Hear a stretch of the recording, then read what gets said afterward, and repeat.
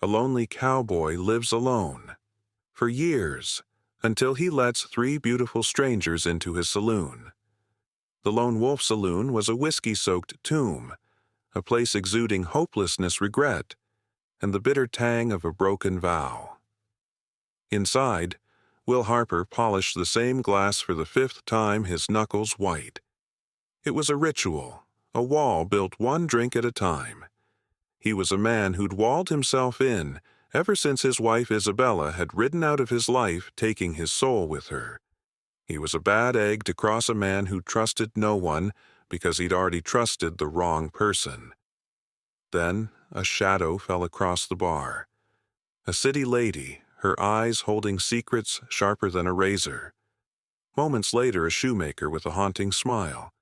Then, silent as a ghost, a native girl with a blood-red feather. Three women. One day, each demanding a piece of a past he'd buried 6 feet deep. The walls of his prison were about to be torn down. But will the truth set him free, or just hand him a shovel to dig his own grave? The Lone Wolf Saloon was a tomb built of splintered wood and silence. Dust motes danced like tiny forgotten ghosts in the shafts of late afternoon sun, illuminating the rings of stale whiskey on the scarred bar top. Behind it, Will Lone Wolf Harper moved through the motions of a man already buried. Wipe the counter, stack the glasses, stare out the grimy window at a world he had long since divorced himself from. This place, his saloon, was a fortress, and it was a cage. He had built its walls brick by bitter brick after Isabella left, after she had taken the sun from his sky and left only the cold, hard moon of his solitude. He polished a glass, the same one for the 5th time, the circular motion a prayer to a god he no longer believed in. The god of forgetting. The swing doors groaned a sound of protest in the quiet. A woman stepped in, and the dust itself seemed to hold its breath. She was from another world, a world of clean streets and pressed linen.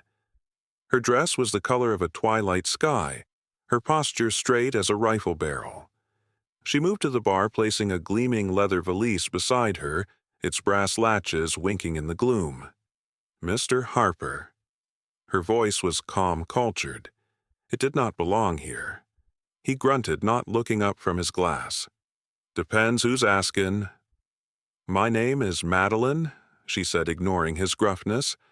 "I require your services. I need protection. For myself and for the sensitive legal documents within this case." She tapped a gloved finger on the valise. "I am being pursued by a powerful man. I am told you are capable." Will finally looked at her. Her eyes were intelligent, sharp, and held no fear. He hated them for it. "You were told wrong," he said, his voice a low gravel. "I don't get involved in other folks' trouble." He turned his back on her, a clear dismissal. She did not leave immediately. He could feel her gaze on his back, a silent judgment, before the doors groaned again, and she was gone. He allowed himself a slow breath, the rhythm of his fortress restored. But the peace was short-lived. Not 10 minutes later, the doors swung open again. This time it was a girl who seemed born of the dust itself. Rosie, the town's shoemaker. Her hands were smudged with polish and her apron was worn, but her smile was a sudden brilliant sunrise in the dim saloon. It faltered when she saw his face. "Will," she said, her voice soft. She placed a pair of freshly repaired boots on the bar. "Your soles were worn through." He nodded, pushing a coin across the wood. "Appreciate it." She didn't take the coin, her hands twisted in her apron. I need to ask you something. A favor." Her bright eyes were suddenly shadowed, looking past him toward a place he never let his own mind wander. "I need you to help me find something. A keepsake. I lost it a long time ago, out on your old family land. The plot by Whispering Creek." The name hit him like a physical blow. Whispering Creek. Isabella. The memories coiled in his gut like a nest of snakes. His jaw tightened. That land ain't mine no more." He bit out, his voice colder than a winter wind. "And I don't go back there. Ever." Rosie flinched, the light in her eyes dying completely. She finally took the coin and fled, leaving the scent of leather and a sorrow so profound it seemed to stain the air. Will poured himself a whiskey, the amber liquid a familiar fire in his throat. He was a man on an island, and the tide was rising. The final visitor came not through the doors, but appeared as if from the shadows themselves. She was a native girl, her movements silent as a hunting cat. Cherokee Dawn. She wore simple buckskin, and her black hair was woven into a single long braid. She said nothing. She simply walked to the bar and placed a single magnificent feather on the wood. It was the color of fresh blood. Will stared at it. "What is this?" "A blood debt." She said, her voice a low, melodic whisper that sent a chill down his spine. "On the land you abandoned, a spirit cannot rest. It cries out from the soil. Only you can perform the rite. Only you can quiet the ground." He slammed his hand on the bar, the glasses rattling. "Get out!" He roared, the first real emotion he'd shown all day, a surge of pure, unadulterated rage. "Take your superstitions and your feathers and get out of my saloon." She looked at him, her dark eyes holding not fear, but a deep, ancient pity. She left the feather where it lay and vanished as silently as she had arrived. Will stood there, his chest heaving, the silence of the room screaming at him. A lawyer with secrets, a shoemaker with ghosts, a mystic with a blood debt, all of them pointing to the one place on earth he had sworn never to return to. It was not a coincidence. It was a haunting. He walked to the door, his movements stiff, and slid the heavy iron bolt into place, shutting out the dying light. But as he stood alone in the dark, with the scent of whiskey and women's sorrow and a single blood-red feather lying on his bar, he knew the truth. He hadn't locked the world out. He had just locked himself in with the ghosts. Sleep did not come. It was a stranger Will had long since barred from his door. He sat in the suffocating darkness of his saloon, the bolted door a flimsy shield against the night. The bottle of whiskey on the bar was a silent companion, but its fire offered no warmth, no forgetting. His gaze was fixed on the single blood-red feather, a stark accusation in the moonlight that filtered through the grimy window. The ghosts of the day swirled around him. A woman with eyes like polished steel and a locked valise. A girl with a smile like a sunrise and a sorrow deep as a well. A whisper of a woman with a debt of blood. All roads leading back to a place he had burned from his memory. Whispering Creek. He closed his eyes and the whiskey betrayed him. It did not bring oblivion. It brought Isabella. Not the weeping woman of his memory, the one he had constructed to make sense of the wound. No, this was the real Isabella. Her face, framed by the pale moonlight on the night she left, was not sad. It was cold, a sculpture of beautiful, chilling resolve. "It's for the best, Will," she had said, her voice devoid of the love he thought they'd shared. "Some things are worth more than this dust." He had thought she meant a life of comfort. Now, a colder thought, a serpent, uncoiled in the pit of his stomach. What had she truly meant? He pushed the memory away, the screech of it like nails on slate. The morning came gray and unforgiving. Will opened his saloon not for business but for air, for an escape from the four walls that had become his confessional. The street was stirring to life, but Will felt a new current beneath the usual rhythm of the town. A watchfulness. And then he saw him. Across the street, leaning against the assayer's office, was a man. He wasn't a local. He wasn't a drifter passing through. He was dressed in a town coat too clean for the dust, and he was trying far too hard to look casual. His eyes, however, never strayed far from the doors of the Lone Wolf Saloon. He was a man paid to wait. a shadow cast by a name Will was beginning to despise without ever having met him, Warren Shaw, the man who now owned his past. A cold knot tightened in Will's gut. This was real.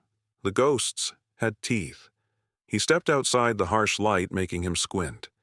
He needed to walk, to move, to outrun the thoughts circling in his head. His path took him past the shoemaker's shop. Rosie was sitting on the bench outside, a small leather-bound book open on her lap, a piece of charcoal clutched in her fingers. She was sketching her brow, furrowed in concentration. He stopped. He didn't mean to, but his feet had a will of their own. She didn't notice him at first, so lost was she in her work. He saw her hand, the one holding the charcoal. On the back of it, just above the knuckle, was a small pale scar in the shape of a perfect crescent moon. The image snagged on something deep in his memory, a splinter of a forgotten moment. He couldn't place it, but it felt important. "What are you drawing?" he asked, his voice rougher than he intended.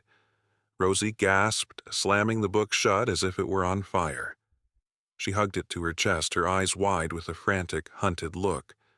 "Nothing, just doodles." "You looked scared enough to see a ghost." He pressed his curiosity a cruel, sharp hook. "I'm fine," she whispered, her gaze darting up and down the street. "Just a bit tired." She stood clutching her book and hurried back into the safety of her shop, leaving Will standing alone with the ghost of a scar he couldn't name. He turned to head back to the saloon, his mind a hornet's nest of questions. As he reached for the doors, a large figure stepped from the alleyway, blocking his path. It was another man he didn't recognize. Big, broad-shouldered, with eyes as dull and empty as a winter sky. "Harper," the man said. It wasn't a question. "I'm busy," Will growled, trying to step around him. The man didn't move. He was a wall of cheap wool and menace. "A message. From Mr. Shaw." The name was spoken with a casual authority that made Will's hand itch for the gun he no longer wore. "He's a man who values his privacy, values the quiet of this town. He's heard you've had visitors."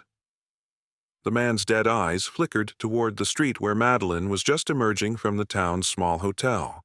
"He advises you to tell them their business here is concluded. It would be healthier for everyone if they were on the next stage out."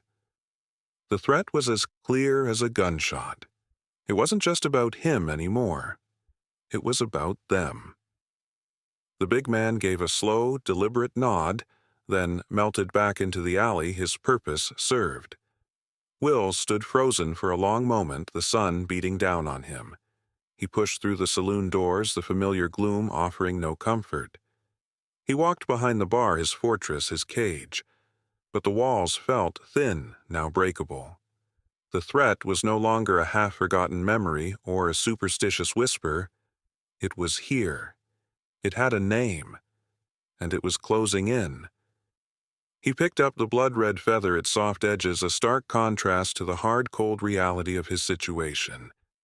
He could no longer just bolt the door. The ghosts were outside, and they had brought an army. Action was a language Will understood better than words. The threat from Shaw's man had been a declaration of war, and Will's instinct, buried under years of bitter solitude, screamed in response. He couldn't just let them be taken on his doorstep. A gunfight in the street was bad for his quiet life, but 3 dead women connected to him would be worse. It was a cold, hard calculation. Nothing more. He grabbed the old Greener shotgun from under the bar, its worn stock a familiar comfort in his hands. He checked its load. Then he walked out into the harsh afternoon light, his face a mask of grim resolve. He found Madeline leaving the hotel, her valise clutched in her hand. She saw him approaching, shotgun held loosely at his side, and her calm facade finally cracked. A flicker of alarm crossed her face. "Mr. Harper," she said, her voice tight. "Is there a problem?" "There's about to be," he rasped. "Shaw's men are making their move. You need to get out of this town, now." I can't leave, she insisted, her chin lifting with a stubborn pride. My work here is not finished. Your work will get you killed, he snarled, his patience fraying. He sent a man to warn me off. That means he's done with warnings. As he spoke, he saw them. Two of Shaw's men, including the hulking figure from the alley, were walking down the street. Their pace was unhurried, deliberate. They weren't heading for him. They were heading for Rosie's shoemaker shop. Across the street, Cherokee Dawn emerged from the shadows of the general store, her gaze fixed on the two men, her stillness that of a predator sensing a change in the wind. It was all happening at once. A trap closing from all sides. "Damn it," Will breathed. He grabbed Madeline's arm. "Stay with me, and stay quiet." They watched as the two men stopped outside Rosie's shop. One of them kicked the door open with a splintering crack. A small cry of terror came from within. That was it. The line had been crossed. Will raised the greener. "That's enough," he yelled, his voice echoing down the dusty street. The men turned surprised. Their surprise quickly turned to sneering confidence as they drew their pistols. "This ain't your business, saloon man," the big one called out. "Walk away." But Will was already moving, pulling Madeline with him toward the only defensible position he knew. "My saloon, now run." The first shot cracked the air, splintering the sign above his head. Chaos erupted. Rosie stumbled out of her shop, her face pale with terror. Cherokee Dawn darted across the street, moving with an impossible fluid grace. Gunshots followed her, kicking up dust at her heels. They all converged on the doors of the Lone Wolf Saloon, a desperate, unlikely alliance of four strangers. Will shoved them inside, then slammed and bolted the heavy oak doors just as bullets began to thud against the wood. He ran to the windows, kicking over tables to use as barricades. The saloon, his tomb, had become their fortress. Glass shattered as a bullet punched through the front window. Madeline let out a sharp gasp, pressing herself against the bar, her valise clutched to her chest like a shield. Rosie was huddled in a corner, sobbing quietly. Cherokee Dawn stood perfectly still, her eyes closed as if listening to the song of the bullets. "Get down!" Will roared, firing the greener through the broken window. The blast was deafening in the enclosed space, and a scream from outside told him he'd found his mark. The fight settled into a grim rhythm. Gunshots from the street. The thunderous reply of Will's shotgun. The splintering of wood. The air grew thick with the acrid smell of gunpowder and fear. During a tense lull, as Shaw's men regrouped, the four of them were trapped in the suffocating silence. "Who are you?" Will demanded, his voice low and dangerous, his eyes darting from one woman to the next. "Why are you all here? Why does Shaw want you dead?" Madeline, her face pale but her voice steady, was the first to speak. "Because of who I am." She met his gaze, her own eyes burning with a cold fire he hadn't seen before. "My full name is Madeline Thorne. Isabella was my older sister." Will froze, the shotgun suddenly heavy in his hands. Isabella. The name was a ghost in the room. Before he could process it, Rosie let out a choked sob from the corner. "The creek," she whispered, her eyes wide and vacant with a memory that was tearing its way to the surface. "The dark. The man with the scary eyes. I saw—" Her words were cut off as Cherokee Dawn stepped into the center of the room, her presence commanding a sudden absolute silence. She looked at Will, her gaze piercing his very soul. "His name is Warren Shaw," she said, her voice a clear, cold bell ringing through the chaos. "And the land cries out for his blood, for the blood he spilled at Whispering Creek." The names hung in the air, heavy as coffin lids. Isabella, Warren Shaw, Whispering Creek. The gunshots outside had ceased, replaced by a silence so profound it was a physical weight pressing down on the four souls trapped within the splintered walls of the saloon. Will felt the world tilt on its axis. The familiar floorboards beneath his feet were suddenly alien territory. He was a stranger in his own tomb. He turned his movements slow, deliberate, the movements of a man trying to hold together the shattering pieces of his reality. His eyes burning with a cold, desperate light, found Madeline, Isabella's sister. He said the words, not a question, but a raw, ragged statement of disbelief. What does that mean? What in God's name does my wife have to do with Warrenshaw? Madeline met his gaze without flinching. The time for half-truths was over, burned away in the heat of the gunfight. It means, she said, her voice cutting through the gloom, that you have been living a lie, Mr. Harper, a lie my sister helped to write. With a sharp click, she unlatched her gleaming leather valise. She lifted it onto the bar, a starkly elegant object amidst the squalor of spilled whiskey and shattered glass. She did not pull out a weapon. She pulled out the truth. One by one, she laid the documents on the scarred wood. A map intricately detailed of a plot of land Will knew better than his own face. His family's land. Next, a series of land deeds, the legal language, accrual poetry, transferring ownership to a holding company. And finally, a small stack of letters tied with a faded blue ribbon. My sister was ambitious. Madeline stated, her voice devoid of emotion. And she was cruel.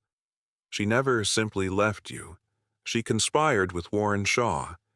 He believed there was silver on your land, a rumor your father always dismissed. They needed you gone. Not just gone, but broken. Disgraced. She pushed one of the letters toward him.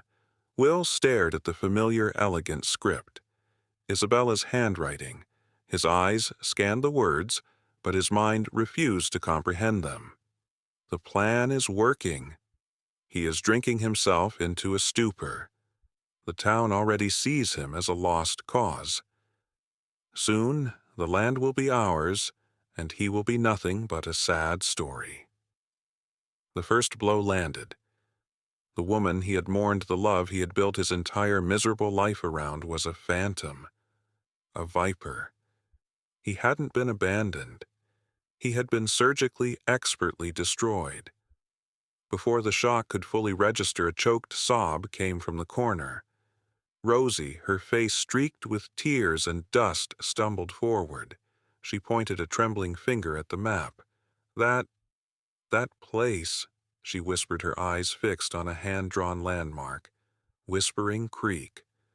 The name broke the dam in her memory. The fragmented nightmares of her childhood rushed forth, coalescing into a single horrifying torrent. I was there. She cried, her voice thin and reedy, the voice of a little girl trapped in a woman's body. I was hiding, playing. I saw them, Mr. Shaw, and another man, a native man. They were arguing about the silver.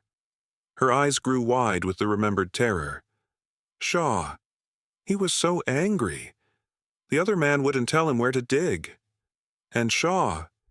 She covered her mouth, her body shaking. He hit him with a rock, again and again. I saw it all. Will stared at her, the second blow striking him, stealing the air from his lungs. I saw you, too. Rosie whispered, her gaze finding his full of a strange, pleading confusion.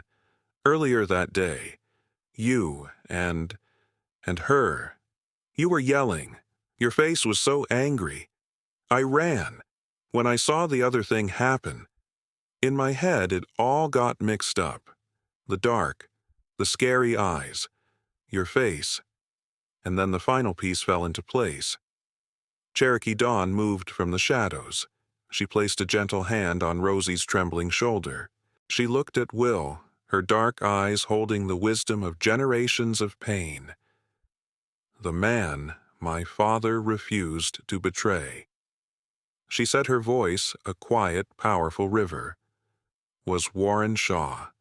She reached out and gently took the blood-red feather from the bar. The man he murdered at Whispering Creek was my father. The world inside Will Harper stopped. The saloon, the gunshots, the women, it all faded into a distant roar. There was only the silent, screaming truth. The foundation of his life, the bedrock of his grief, the very identity of the lone wolf, was a fiction, a cruel joke. His pain was not his own. It had been manufactured, a tool used to discard him. The love he lost was a lie. The woman he grieved was his executioner. He looked down at his hands, at the calloused fingers that had built this prison of a saloon. He had been mourning a ghost while the real monster walked free. A change came over his face. The bitterness, the sorrow, the years of whiskey-soaked regret, they all burned away, leaving behind something new. Something terrifyingly calm. The fire in his eyes was no longer the dull glow of a dying ember. It was the sharp, focused, blue-white flame of a forge. The lone wolf was dead. A hunter had just been born. The siege ended, not with a bang, but with the arrival of a man who embodied the town's rot. Sheriff Miller, a man whose spine was made of jelly and whose pockets were lined with Warrenshaw's silver, arrived long after the last shot had been fired. He made a grand show of dispersing Shaw's remaining men, his voice full of false authority. He then stepped into the wrecked saloon, his gaze sweeping over the 4 survivors with practiced disdain. "Seems you've had a bit of a disagreement, Harper," he drawled, kicking at a shattered chair. "This kind of trouble is bad for business. I suggest you and your associates find a new town to haunt before more trouble finds you." The threat was as transparent as cheap glass. The law would not protect them. The law was just another one of Shaw's hired guns. When he was gone, the saloon was plunged back into a silence thick with unspoken words. The adrenaline of the fight drained away, leaving behind the raw, bleeding wound of the truth. Will moved first. He walked behind the bar not to pour a drink, but to retrieve a dusty bottle of liniment. He tossed it to Madeline, who had a long, shallow scrape on her arm. His gaze then fell on Rosie, who was staring at her own hands as if they belonged to a stranger. Finally, he looked at Cherokee Dawn, who was holding the red feather, her expression unreadable. These were not intruders anymore. They were survivors. They were witnesses. They were the shards of his shattered past and the architects of his future. "He took my life," Will said, his voice quiet, devoid of the old bitterness now honed to a sharp, deadly edge. "He built his world on top of my family's land, on top of your father's grave." He looked at each of them in turn, a silent acknowledgement passing between them. "So we're going to take his world apart, piece by piece." Madeline, her lawyer's mind already clicking into gear, nodded sharply. "Revenge is a fire that burns itself out, Mr. Harper. We need justice. We need to dismantle him. His power comes from these." She gestured to the fraudulent deeds on the bar. "This is a pattern of criminal conspiracy. If we can prove it, we can strip him of everything." She paused, her eyes alight with a new thought. "There's a circuit judge, an old hawk named Patterson, due in this territory in a week. He can't be bought. If we can expose Shaw publicly before he arrives, Patterson will have no choice but to bring the full weight of the law down on him." Rosie, who had been silent, finally looked up. The fear in her eyes was gone, replaced by a fierce, burning resolve. "I'm not a little girl, hiding in the bushes anymore," she said, her voice trembling but strong. "I will tell Judge Patterson what I saw. I will draw it for him. Every rock, every shadow, his face." She held up her hand, the crescent-shaped scar stark against her skin.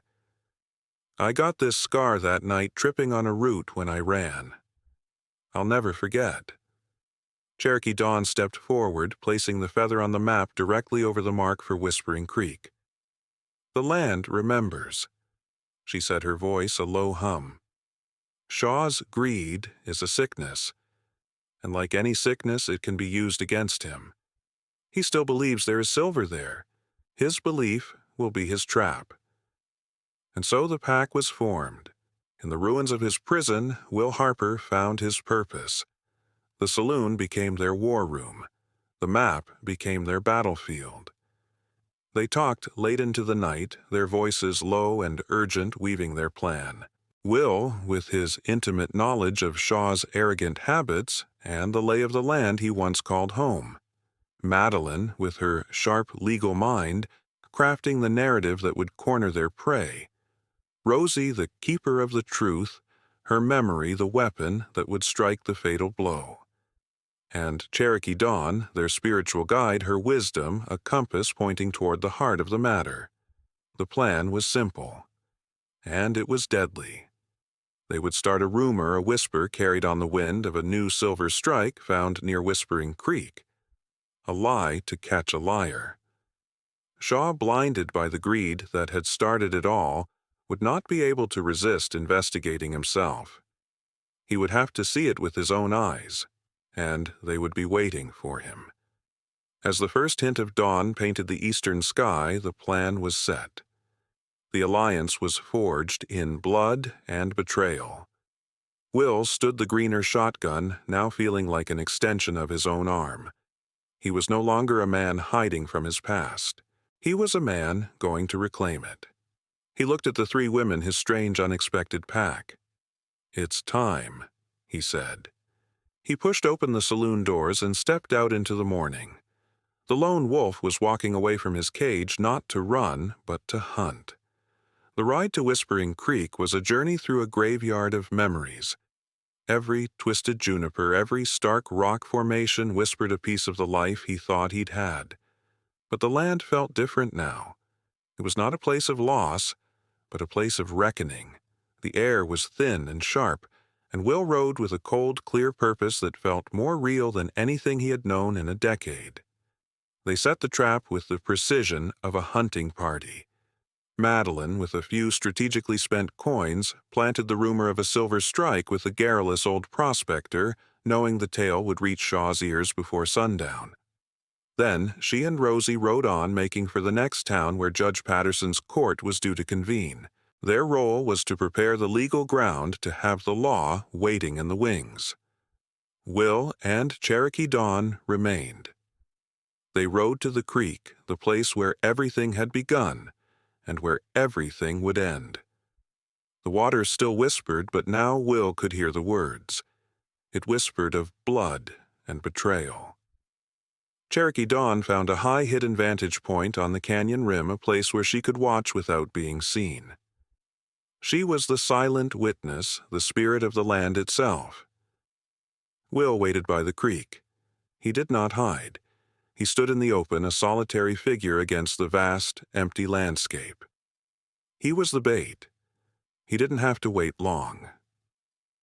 As the sun began its slow descent, painting the sky in hues of bruised purple and blood orange, a rider appeared on the horizon. Warren Shaw. He rode alone, too arrogant to believe in danger, too consumed by greed to suspect a trap. He dismounted, his expensive boots crunching on the gravel, his eyes scanning the ground for the telltale glint of silver. Looking for something, Shaw. Will's voice was quiet, but it cut through the evening air like a razor. Shaw spun around, his hand instinctively flying to the pearl-handled pistol at his hip. He saw Will, and a slow, cruel smile spread across his face. "Harper, I'm surprised. I thought you'd have drunk yourself into an early grave by now." "You were hoping I would," Will replied, his voice flat, his gaze unwavering. "It was part of the plan, wasn't it? The disgraced husband drinking away the memory of the wife who left him." Shaw's smile faltered. "I have no idea what you're talking about." "Don't you?" Will took a step forward. "You and Isabella. A neat little package. You get the land, she gets her freedom, and I get a bottle and a broken heart. You built your entire life on a graveyard, Shaw. Did you think the dead would sleep forever?" Shaw's face hardened. The pretense was over. The woman was a tool. And you were a fool. This land was wasted on you. He drew his pistol. And now your sad story is finally over. It's not my story that ends tonight." As Shaw raised his gun, a voice clear and strong echoed from the rocks behind him. "I saw you." Shaw whirled around. Rosie stepped out from her hiding place, her face no longer that of a frightened girl, but of an avenging angel. "I saw what you did," she said, her voice ringing with the truth she had carried for so long. "I saw you kill him." Shaw was trapped, his eyes darting from Will to Rosie, his composure shattering. High on the ridge above, a figure stood, a silent silhouette against the dying sun. Cherokee Dawn held up the blood-red feather. The past had returned. All of it. In that moment of panicked indecision, Shaw made his choice. He swung his gun back toward Will, the easier target. But Will was no longer the slow, broken man from the saloon. He was a hunter. His draw was a blur of motion, a single fluid act of retribution. The gunshot was sharp, final, echoing across the creek. Warren Shaw crumpled to the ground, a look of profound surprise on his face, his blood seeping into the land he had stolen. Silence. The air felt cleaner, lighter. Cherokee Dawn made her way down from the ridge. She knelt by the water's edge, dipping the red feather into the stream, whispering a prayer for her father's long-delayed journey. Rosie stood, her shoulders finally unburdened, and let out a long, shuddering breath she'd been holding for a lifetime. Will looked down at the man who had stolen his life. He felt no triumph, only a vast, quiet emptiness. The rage was gone, the pain was gone. The ghost had been laid to rest. He sold the saloon.